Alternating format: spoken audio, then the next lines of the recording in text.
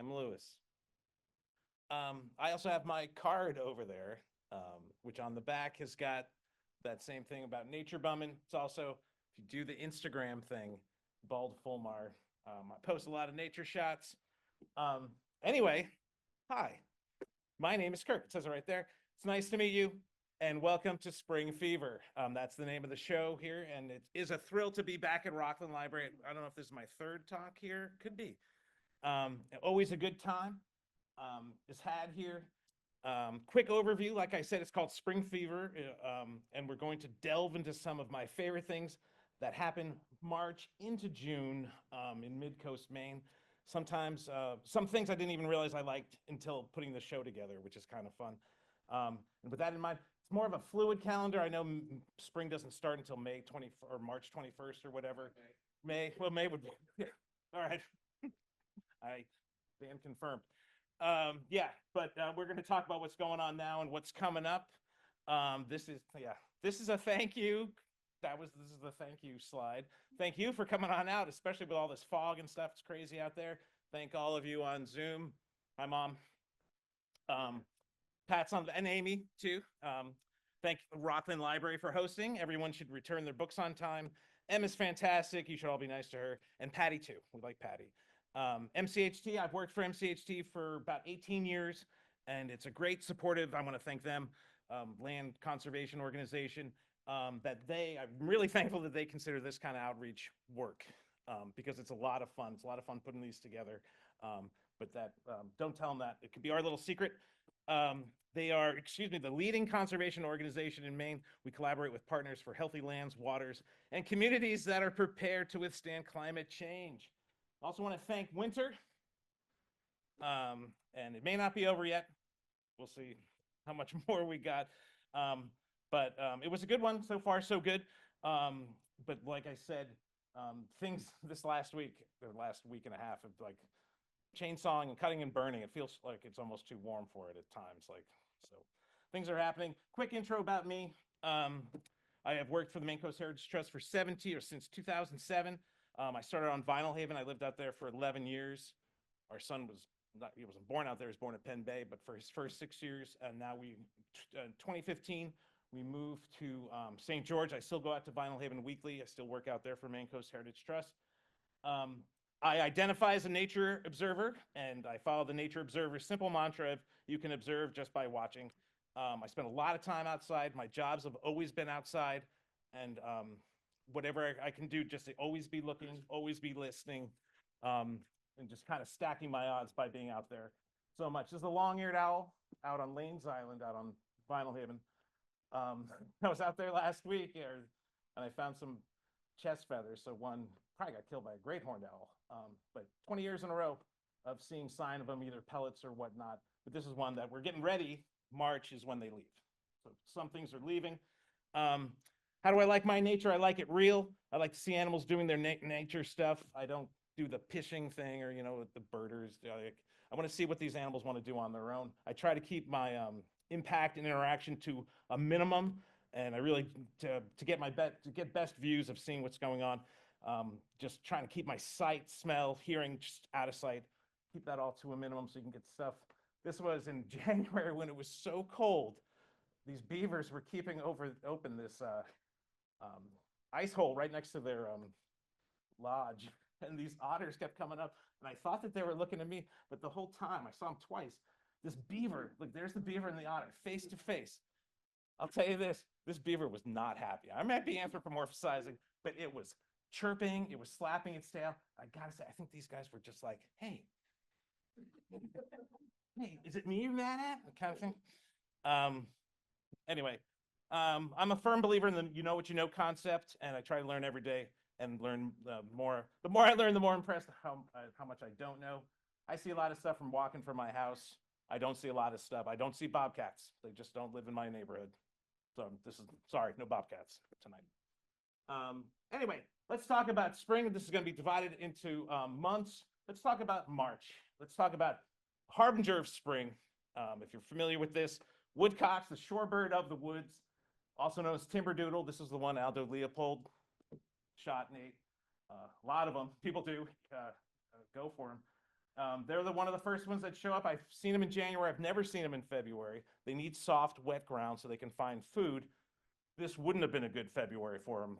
The last couple of Februarys wouldn't have been bad, but soon enough, these guys will be back up north, and you can see, or further on up, they're probably not too far, maybe Cape Cod.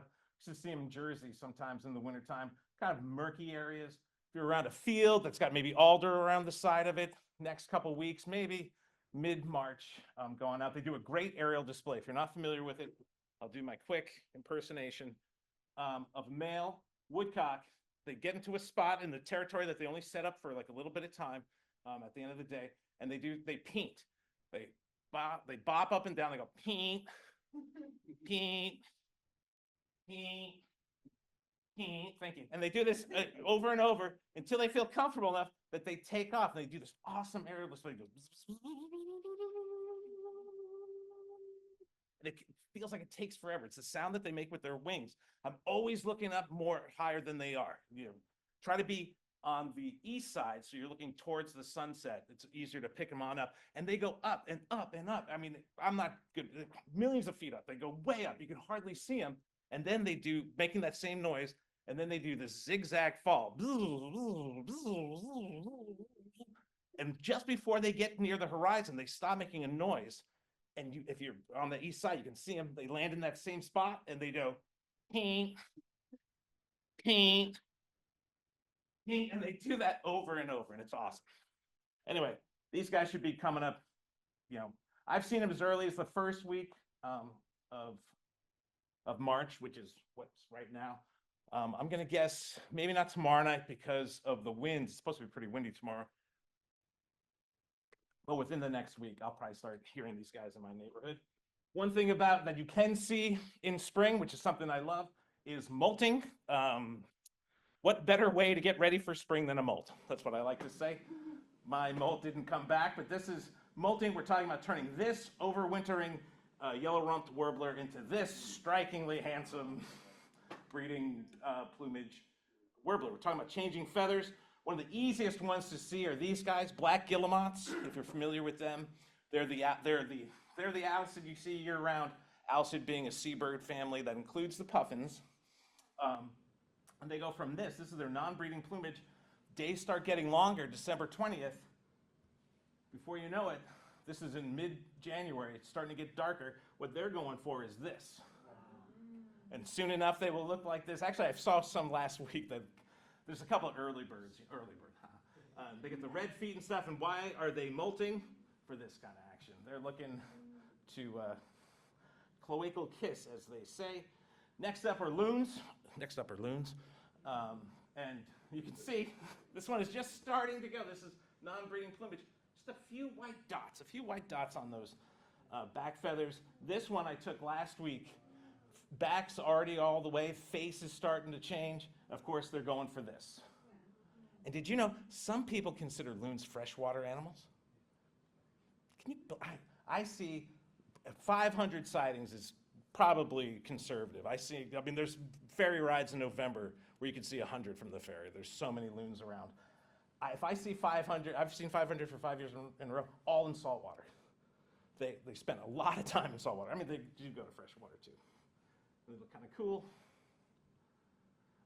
Like I said, I get a lot of these, I see a lot of the molting from the ferry ride, which is great, especially in the wintertime for seabirds and such. But a lot of the stuff you can see from the breakwater. The breakwater is such a great spot to look for ducks, for seabirds, but also, here's Amy Palmer and our dog Roxy out there. These guys, purple sandpipers, they overwinter here. They're a shorebird that overwinters here. This is like, I've hit south. This is warm. They're there all wintertime. This is on the breakwater. I took this picture. This is a wave coming crashing on in. They get there, they're there all winter, all those snows, all those storms. They're on the breakwater or some of those rocks nearby. But very seldom do I go out in the wintertime and not see them on the breakwater. They get their name, purple sandpiper, if you either have a very good imagination or you're not familiar with colors, you might see purple in this See some behaviors, often they're asleep. You can see these feathers are really, really worn. They're taking a beating because they are gonna molt before they leave. And it goes from this is a sleeping winter purple sandpiper to this. That's the breeding plumage. So it goes from that dark head, all those streaks, and kind of looks pretty sharp. This will be in May, and they leave in May. They go way up north, do a quick breeding thing, and they're back in November. And actually, I'm gonna toot my horn right now. This is the January, February 2025 Birdwatchers Digest. Cover article is Purple Sandpipers. Dots on the Rocks, Purple Sandpipers by Kirk Gentalen. Can you believe it? I made, yes! Thank you. And look, they even have a picture of me. I had such a great beard. I don't know what I was thinking. That was just in November, I think, or something. Anyway, lots to see from the breakwater. Long-tailed ducks, old-tailed ducks, I call them.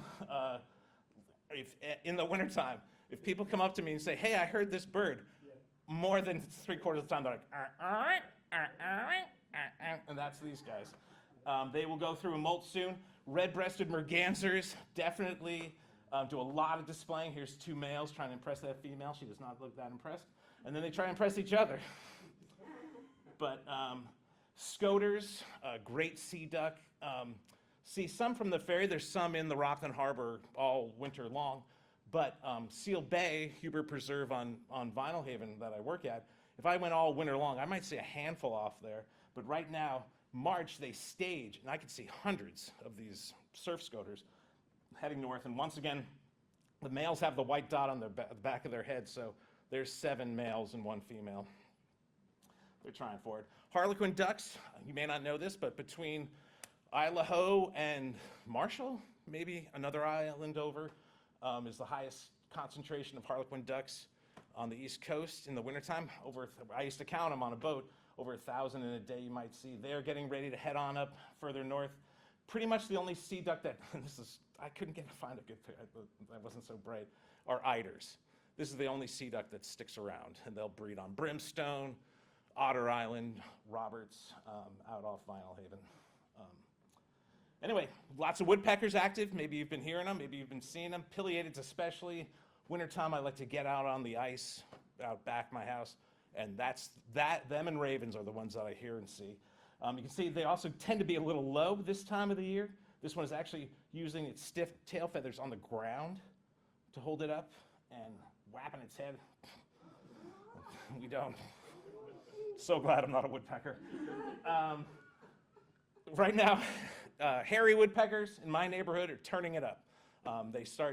They're gonna probably, it's like the end of May, 1st of April, they're gonna lay eggs. So now they're getting their territories going. They're really kind of aggressive with each other and with any other birds. Kind of a longish bill. If you're familiar with hairy woodpeckers and downy woodpeckers, downy are the cute or tiny little ones. People always try to turn downies into hairies. Nobody ever tries to turn hairies into downies. But you're gonna see, if you look at woodpeckers, there's gonna be a lot of behaviors. They're tail fanning. This one is doing a dive at the other one. These are 2 male hairy woodpeckers. But if you look on the tail feathers, the outer feathers are white. And there's no bars. There's no lines on them. That's a hairy woodpecker. People say go by the bill. These bills are kind of deceptive. It's hard to tell how big these bills are. Meanwhile, this is a pretty bad picture of a downy woodpecker, but I can see those lines. I can see them on this picture. Yeah. No, you're downies. Oh, and here we go. Can I do this? No. Oh. Now it's looking up. Here. Nope. I don't know how I'm. Okay, if everyone tilts their head to the left, this woodpecker, it was looking like that. Anyway, this is my friend Randall took this video last year. This is a red-bellied woodpecker, which is kind of expanding its range north. 20 years ago, if you saw a red-bellied woodpecker, people would go crazy. Now, this is in his yard in Tennant's Harbor. Let me see if I get.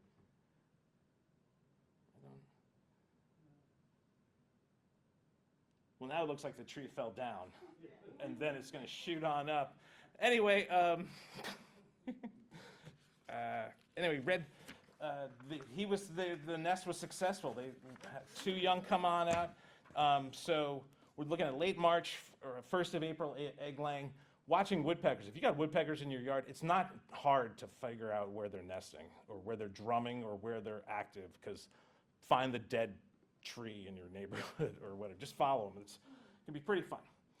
There he is again. Ravens are the other one. They hatch in mid-April. So already I've been seeing a lot of barrel rolls, lots of courtship going on. Red crossbills, if you're familiar with finches, red crossbill there's red crossbill and white-winged crossbill. They're the ones that the bill doesn't match up. So when they find a spruce cone, they stick their bill into it like this, and then they close it, which pries open the cone, and they have the sticky tongue to get the seeds out. These breed on Vinyl Haven. And so a place I worked on Vinyl Haven, I'd see them in March when they're making their nest. Right now, they're making their nest. But it's in May when all the babies come out of the nest and they get into these huge groups, and you see them right by my friend's house. Anyway, it's pretty cool. Who's on eggs already? Bald eagles. What do they have? The longest parental time of any animal, 5 weeks incubating. Fledglings are another 3 months plus. So March, April hatching. This is from the ferry. We see a lot of them on Vinyl Haven. This was an interesting thing in that this is Roberts Harbor on Vinyl Haven, and I used to sell cards at the store out there, and I put this picture on it, and it said bald eagle nest, and I had somebody come up to me and say, "That's not a bald eagle nest." And I said, "Well, there's a bald eagle with a baby in it." And she said, "No, it's an osprey nest that they took." So I don't know, when has it become, anyway, that's a whole nother thing. Barred owls right now are getting going. Barred owls are a tough one. I don't know if they're the ones that you see around here. They're the ones I see all the time. I see them in my yard. I hear them. I cannot tell you where their nest is. They are cavity nesters, which makes it a totally different thing. If you asked anybody in my neighborhood where the nest was, I'm sure that half of them would be there. It's in my backyard. I'm positive. We'll see if this works.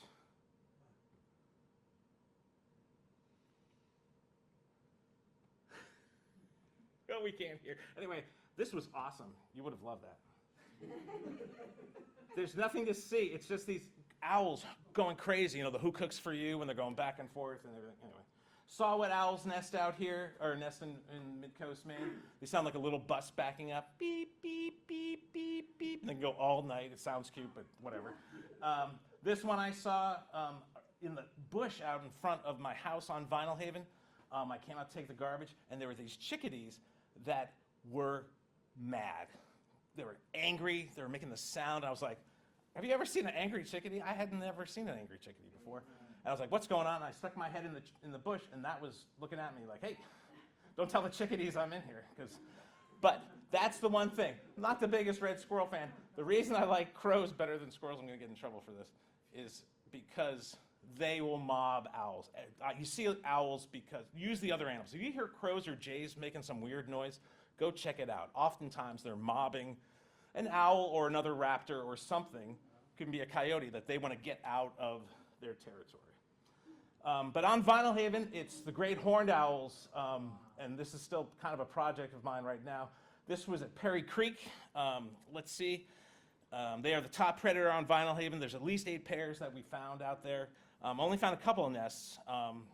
So we're looking at a March 5th or so for egg laying. So right now, they could be laying eggs and getting ready to have them come on out. This was in May.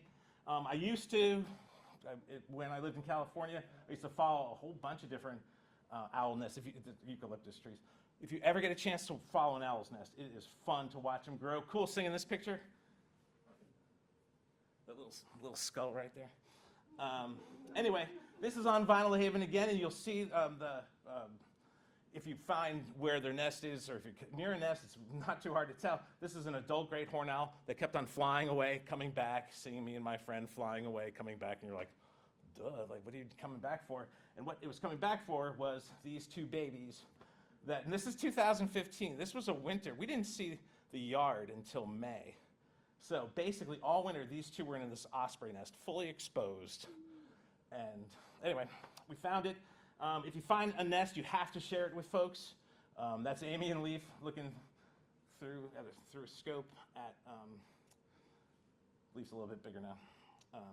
Anyway, here's the current project though. This is actually a juvenile great horned owl. This was in August a couple years ago. You could tell it was a juvenile because it made the begging sound of a juvenile. Shh, shh, shh. It was looking at me like, I don't got anything for you. It was just kept on making that sound.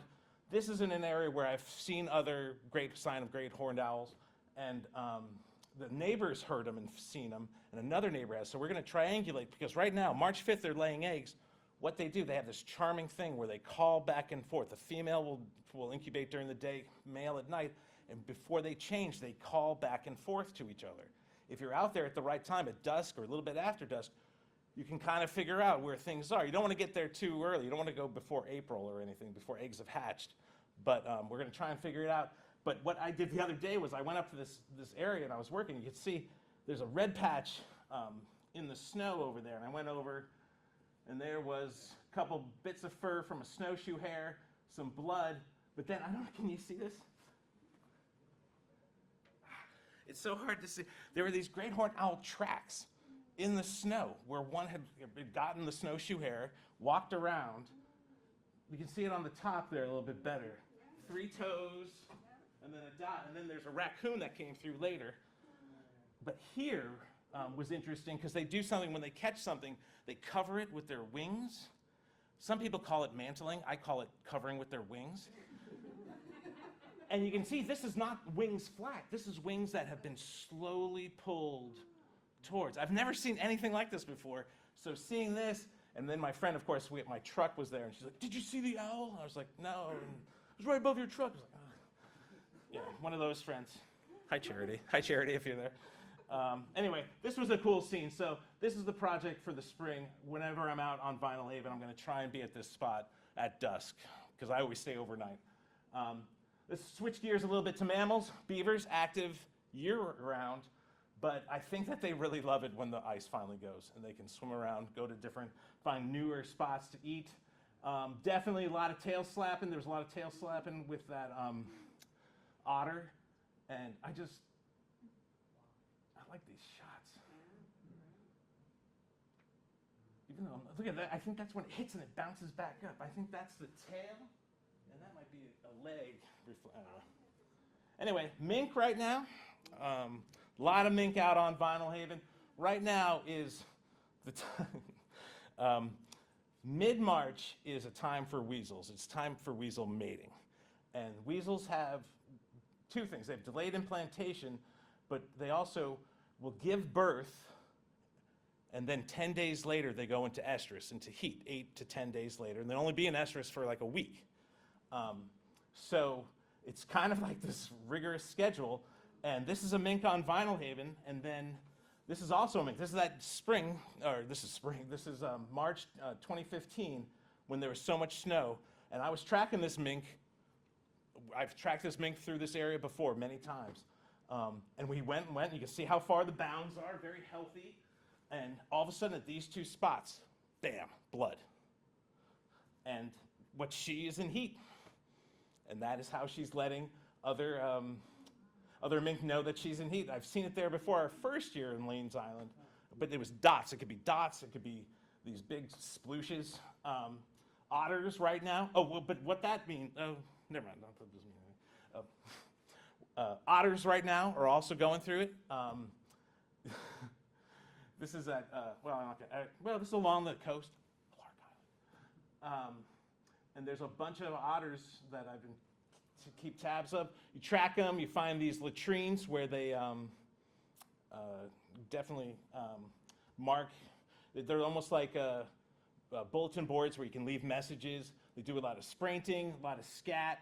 It could be big areas. This whole thing right here is a latrine. My favorite thing is, of course, to see him in person. This is Larry. Who's right next to this ice hole right behind my house.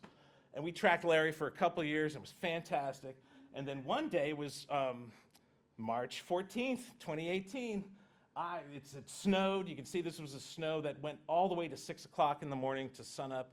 It's nice when it snows and then it stops and the animals can run around. You can track them. But I looked out and there was all this slush. And I said, wow, if I was an otter, I would leave a trail like that through the slush. And I was like, oh, look. It went right to the land. What's going on over there? You could see that there was like maybe a 4 foot by 2 foot area. And I went over and it looked a little red. So of course I stuck my fingers in it and it was blood.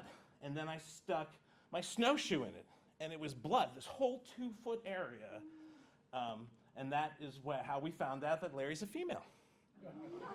And Larry was ready to mate. And I've actually seen otters mating. I lived on Cape Cod. I was leading a hike with kids. It definitely did not make me want to be a female otter. But this is how she's letting. She's only available for a few days. So this is mid-March. What this means is, since this is 10 days after, that means that right now, otters in Midcoast Maine, there's a fair chance today some otters gave birth. And there's a chance tomorrow. Most of them are going to be giving birth in this week span right now, which is pretty awesome. And there's, of course, me and Leaf hanging out by the bloody spot. Oh, this isn't going to work. Oh, it is. So this is when I find out more. This is a little bit later in July.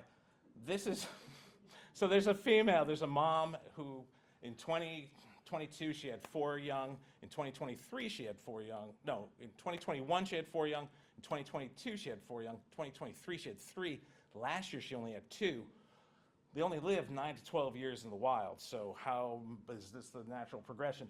But that's how I find out how things are going, because I put up these cameras, and there she is with her 4 little ones. They're not that little at this point, but they're still, yay, let's go. And then, here they come this way.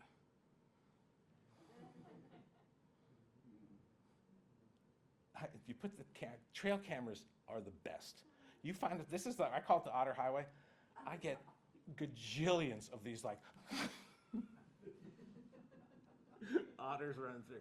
Anyway, at the same time, this is 4 years later to the day. This was in 2022, March 14th, my neighbor called me. Hey, I've got a fisher up in a tree in my yard. And there was another one here too.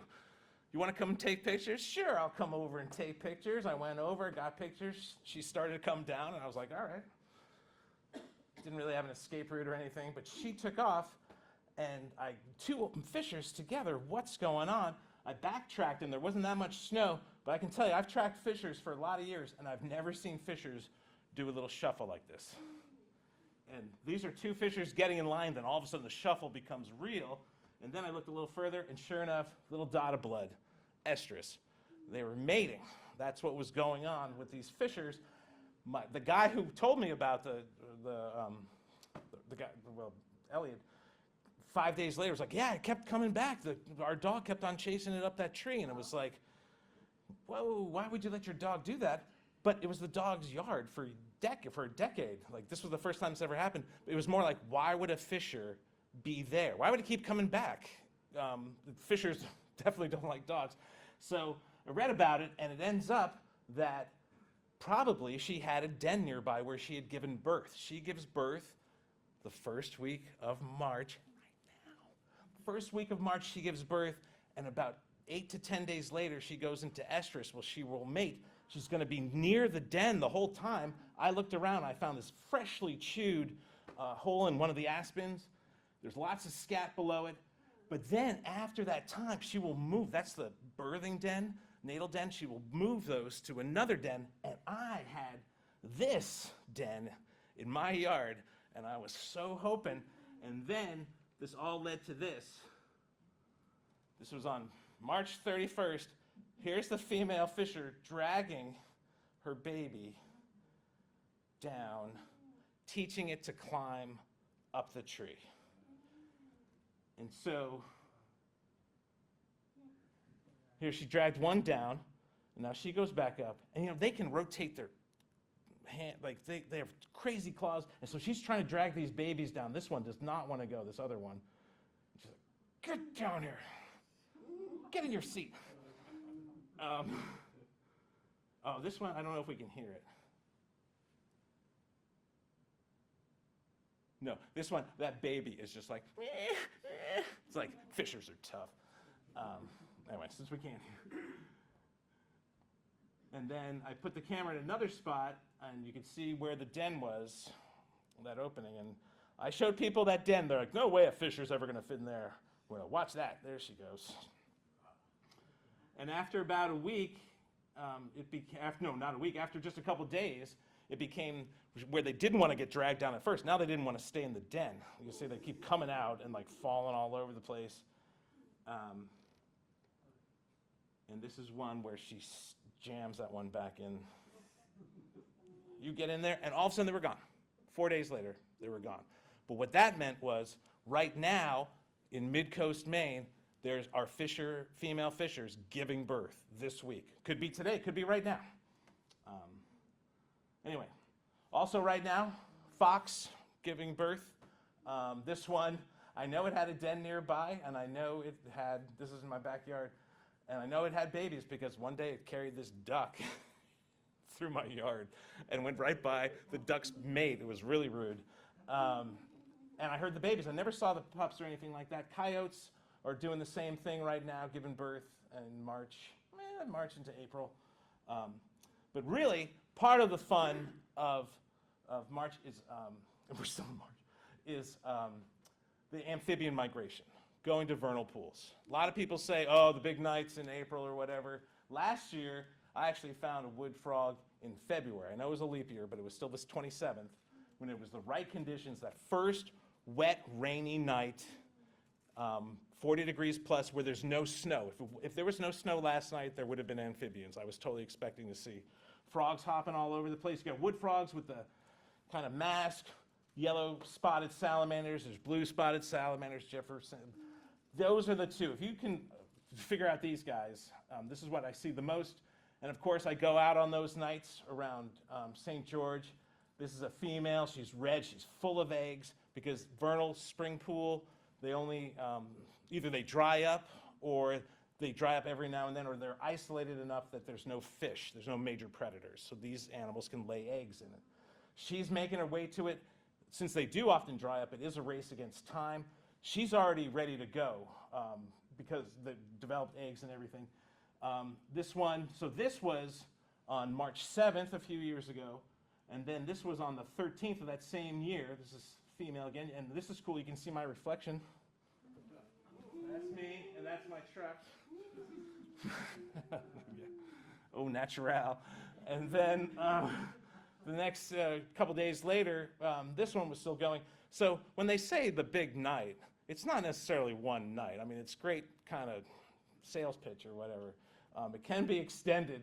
And they're making their way. They want to go, here's the spotted salamander making its way. We used to go out on Vine Lane, and they used to take kids. We used to find tons of them. We still do.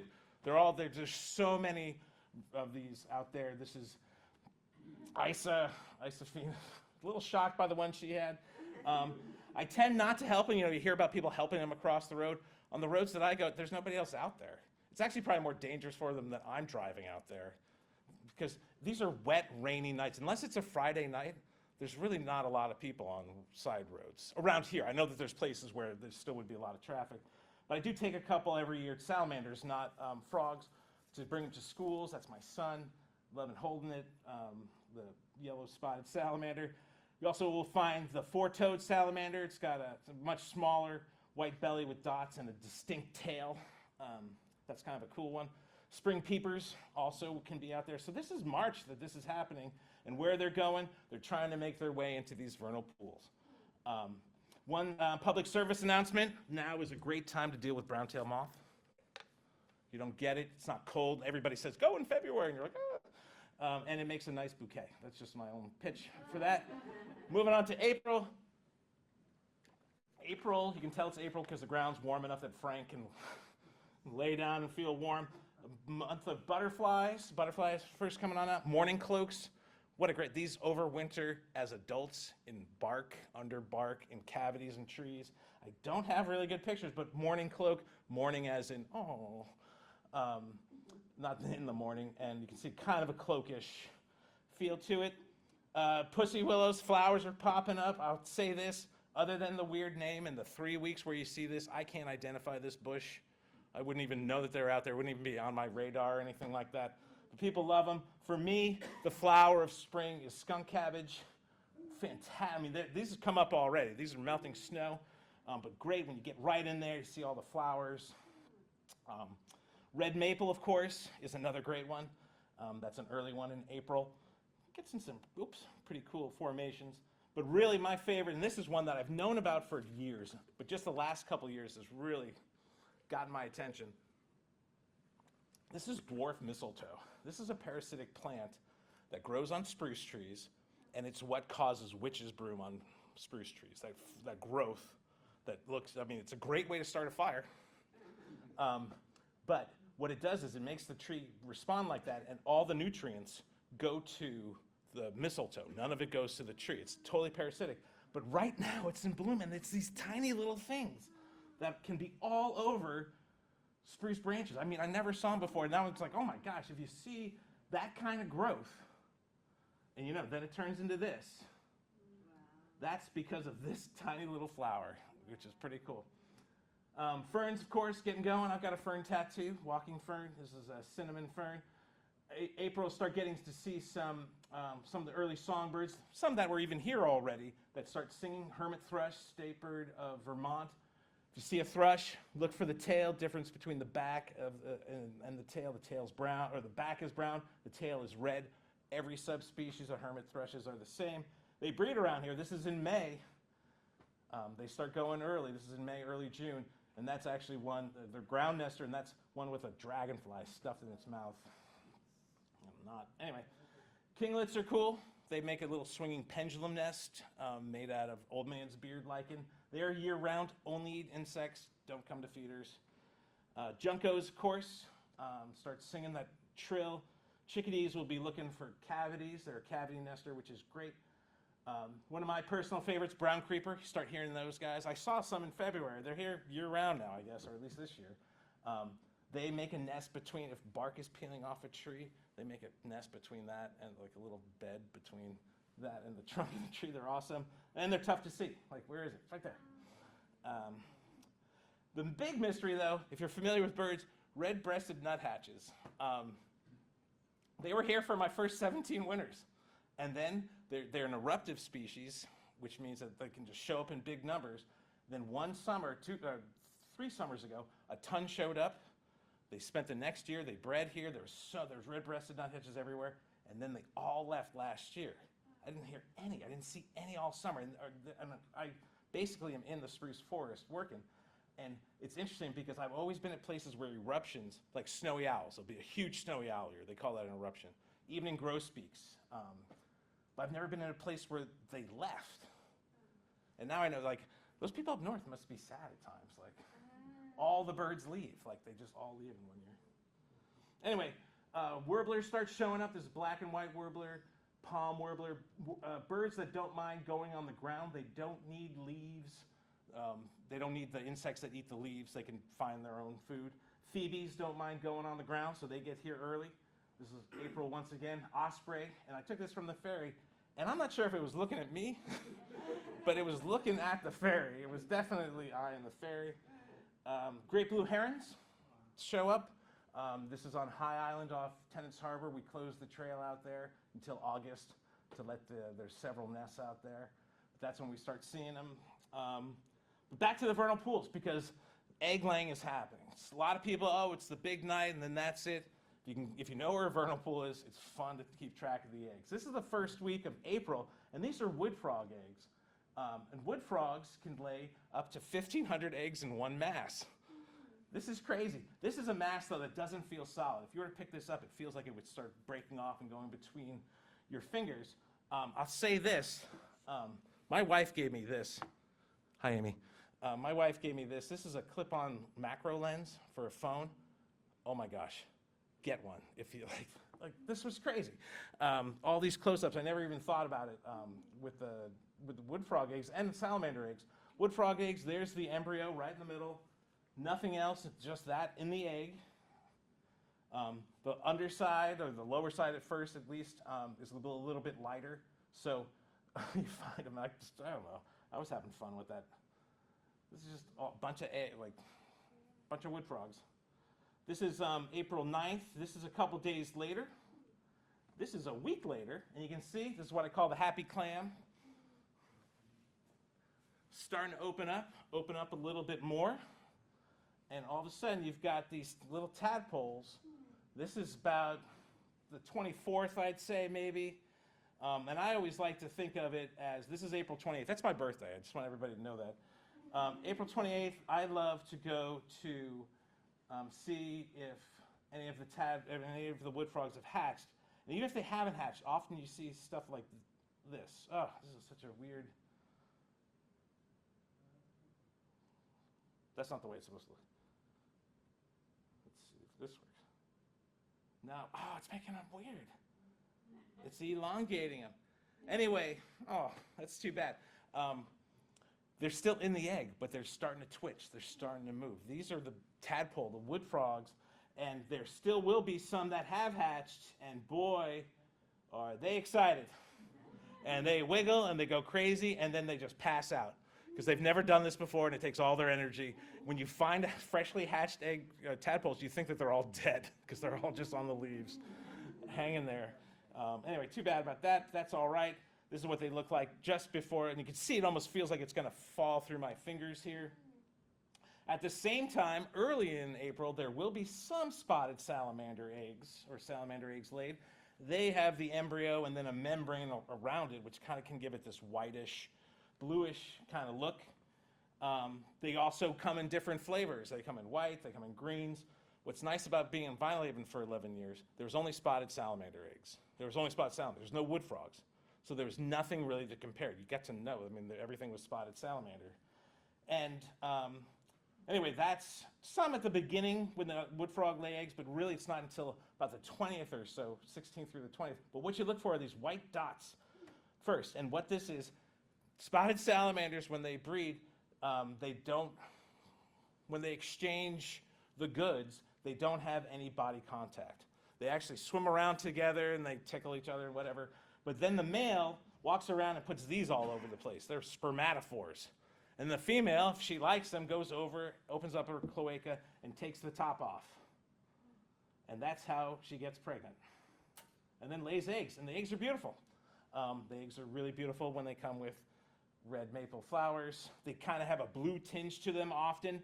You can really see that membrane around some of the embryos especially, but over time, sometimes they light up with blues. Another white one, and sometimes there can be tons of them. There's a vernal pool I found with a kid out on Vinalhaven. We call it the mother lode. Every year it's got over 200 egg masses of spotted salmon. So this is all from different females. They can have about 280, 200, 300 in an egg mass. After a while, you'll start to see some that have these, that we call them fungused out. I'm not sure what exactly is going on with them, but they are not going to be successful. Predators come in. It's not the best picture, but that's a caddisfly larva. They build a home around them and they drag it with them. That's one of the main predators of spotted salamander eggs. And this is a reminder that when you go out, share it with other folks. That's my wife and kid. I love that picture. And now we're on to May. And May, a lot of things happen in May. For me, when I was first starting out Nature Observer, May was it. Like my mom knew not to visit in May. Like this is when things are happening. Birds are coming back, puffin, one of the top 15 alcids in the world, come back to Seal Island and Matinicus Rock, Eastern Egg Rock as well. And the terns come back. It's an exciting time out there. You might see terns from the ferry along the coast. Arctic tern, trailing edge. They've got black just on the trailing edge. Common tern, about that first third of the wing from the tip. There's like a wedge that goes up. You can easily see it when it's flapping. See a lot more common terns out close to the coast. May is also a good time for fungus. Orange jellies, lots of jelly fungus as it gets warmer. This is a tree ear fungus being eaten by a slug. Oh, look at that footage. One of the first cups that comes up, the black hairy cup, and it's actually got a lot of hairs around it. This is an interesting one. This is lichen agaric. Lichens, of course, part algae, part fungus working together. But the fungus is often Asomycetes, which means they're a cup fungus. You don't see the flowering part. This is a fungus. This is the mushroom associated with the fungus in the lichen. It's one of the few ones that looks like a mushroom. But meanwhile, back at the vernal pool, and once again, this is a months-long thing, this whole vernal pool thing. The spotted salmon, so the wood frog eggs hatch in what, 21 to 28 days. These guys take 5 to 8 weeks. They take a long time. They develop this algae, which is in their bodies to begin with. It's a symbiotic algae. It's the only place where this algae is found. And it cleans up the waste from the salamander, and it gives it oxygen. So it's this crazy symbiotic relationship where most of it's the life of this algae. So it's great right now for a couple months.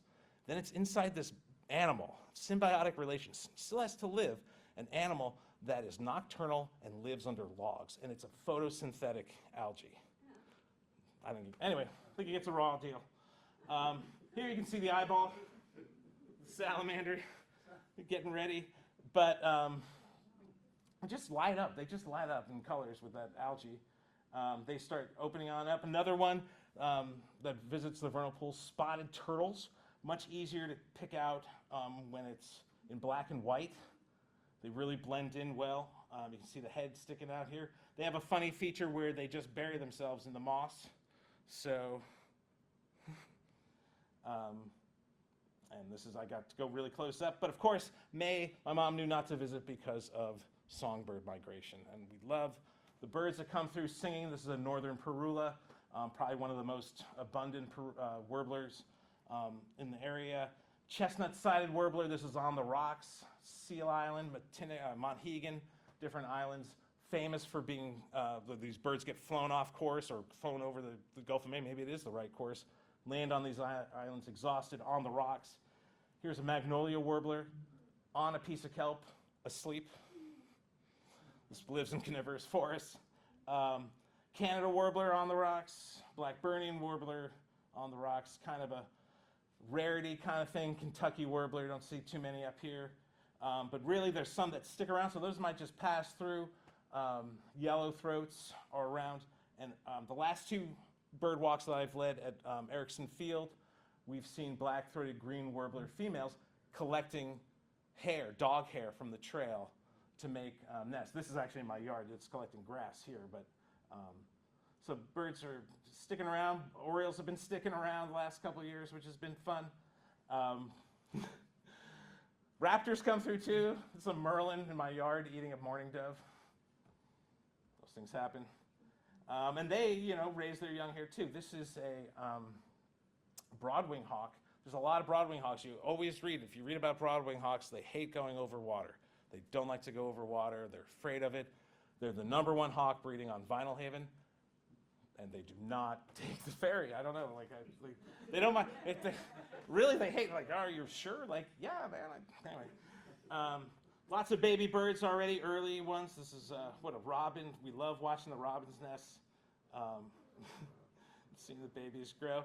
This is kind of, there's one here with a cardinal nest in my yard, and this one, its head is down here, and it is, I think its head is down there. Well, anyway, yeah, it is stuck, and it kind of gets out except for its head. Mammals right now, or this is May, raccoons, pretty cute, especially the wild ones. I don't know about the ones in town. I do trail work out there, and I was putting in a trail, and there was this stump about this big, this tall, and I was going to get it out of the way. And I came up to it, and it was purring, and I didn't know what was going on. I looked inside, and I could see a raccoon at the bottom. And I was like, okay, and I backed off. I'm not going to do anything. The raccoon took off, and I was like, oh, no, and I looked inside, and sure enough, there were a couple of little babies. She came back and got them. It was all cool. And I didn't cut the log. Also, mid-May, I love it from the ferry, harbor seals give birth. You see the pups, they're these little silver things next to them. They do the T as they nurse. And that's a quick one. That's a 3-week thing. You see them getting bigger and bigger from the ferry. And of course, this is something I've only done the last couple of years, I think. The horseshoe crab scene. This is down in Damerscott. I'm sure there's other places. And actually, Greens Island, I think my friend John just found his first thing wash up. So they definitely are moving up further north. But watching these guys cruise around and mate and not care about anything. This is, I'm not sure how legal this is. That's Amy and Leaf, and that's our dog. And there's like a gajillion horseshoe crabs between me and them, and they are just going at it. This is Damer Scott. Actually, we're in that parking lot behind Rennie's. Not this isn't there, but like looking down right there in the harbor, and there's all these horseshoe crabs cruising around. Also some flowers. I do like flowers. Jack in the pulpit, Randall in the Pop in the pulpit, Randall in the pulpit. Trilliums. This is something I never saw one on Vinyl Haven. See them out here. That's great. Lots of lady slippers on Vinyl Haven. There's one trail that usually has about 100, 120. Last year, 380. Crazy. But also right now, since in June, I'm just going to put this last little series in. These are smoky shrews. I love these pictures. And this was in June, so that means that in May they bred. They only live like 2 years, and they are sexually mature after like 3 days after they're born. Like, it's just this fast thing. But this was so funny because these are young ones, and I'm telling you, they look like they're looking at me. I'm pretty sure they had no idea that I was there. I kept getting closer and closer. I was standing above them taking these pictures. They look like they're looking at me, but I took like 20 pictures, and this is just a moment in time, because every other picture, they're like wrestling and jumping on top of each other, and they just happen to I don't think that they saw me. Anyway, just about to wrap it up. Nature observing's fun. You meet a lot of cool people. This is Javier, one of my buddies. He's the troll who lives out in the woods on Vinyl Haven. This is Amy. It's fun to go. Know your tools. Okay, I'll get that out of there. Know your tools. Like with the trail cameras, if you get a trail camera, try it out at home. Figure out how distant it should be and whatever. Go with a group. This was a bird watching group on Vinyl Haven. It was so funny. I took 2 pictures. I was told to get 2 funny pictures. I was like, all right, everyone point this way.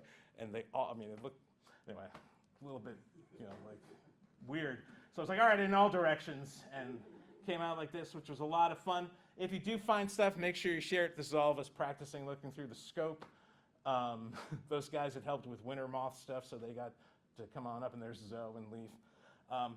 But if you can, and if you feel comfortable, make sure you get out in the woods by yourself. Like, that's when you see a lot of stuff. That's when you follow your whatever. Anyway. That's the show. Spring Fever. Welcome, spring.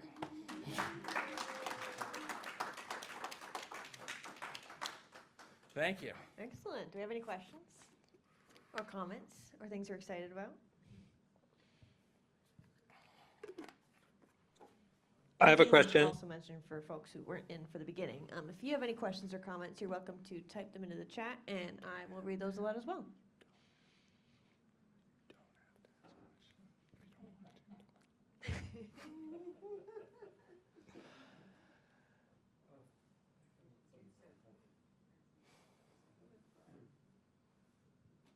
Anyway, she was the emergency doctor on Vinyl Haven for the weekend. I didn't know that. I took her out there.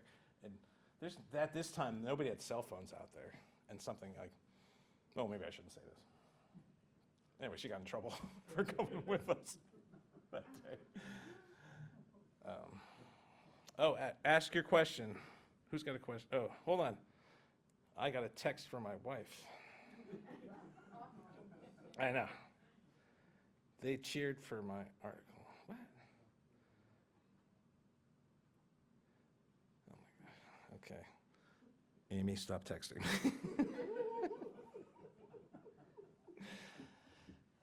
Anyway, cool. Hey, thanks for coming. Thanks for coming on out.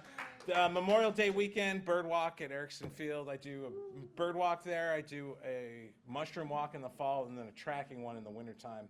Erickson Field. Go to the Aldermere website because it's attached to them. But all right. Thank you. Yeah, thanks for coming.